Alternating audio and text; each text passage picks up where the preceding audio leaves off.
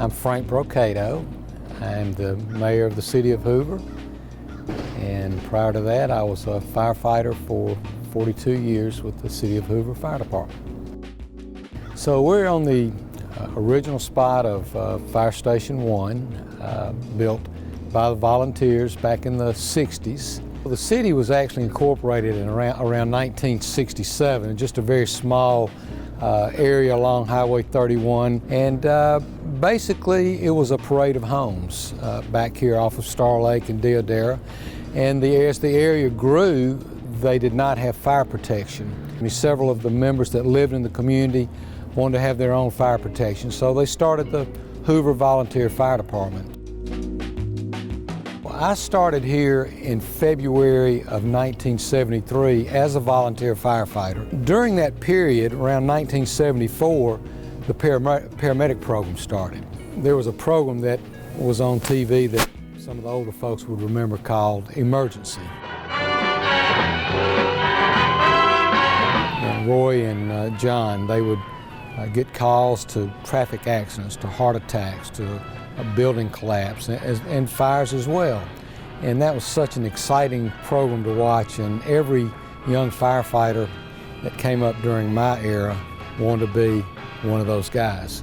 So when I had the opportunity to be one of those guys, that captured me. When I became a paramedic, you could not do a lot of the procedures that you can do today. You had to call in to a doctor first and get orders to do that. You couldn't start an IV.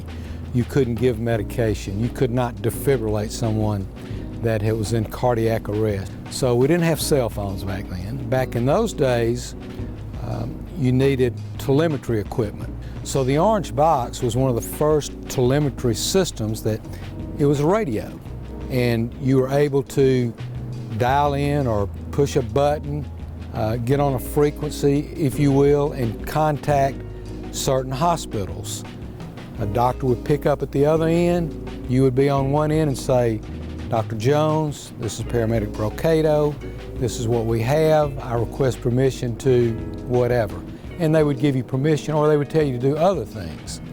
You could also hook that phone into your EKG machine, and it would send that EKG to the hospital so the doctor could read it as well. That's how it all worked. Yes, money was tight. The Hoover Service Club was so gracious, they were looking for opportunities to help their community, as they have for the last 50 years now. And one of their first big projects was the Orange Box. A lady named Polly Cox was heavily involved. She was an RN herself, heavily involved in the service club, and she was out on the forefront helping raise money for that. And it was just, when we were able to get that piece of equipment, that put us on the same level as big city departments like Birmingham and Homewood and Vestavia. We were right there with them, so it was a big deal. There were a lot of things over the years that they donated. I mean, a lot of first aid equipment, blood pressure cuffs, mask trousers, the Jaws of Life. That was another effort that they contributed to and helped us get that. CPR was very important, so training as many people as you could in CPR was very important. So they purchased resuscitantes, is what they called them, and we were able to teach the community. Just probably thousands of people have been taught by Hoover Fire Department how to perform CPR. These were women that were living in their community, and they saw a need to help a fledgling fire department like the Hoover Fire Department. And they stepped up and did that. And I remember many of them, worked side by side with many of them, and they got us across the goal line a lot of times. We just could not have been as effective. We would have just been fancy first aid givers.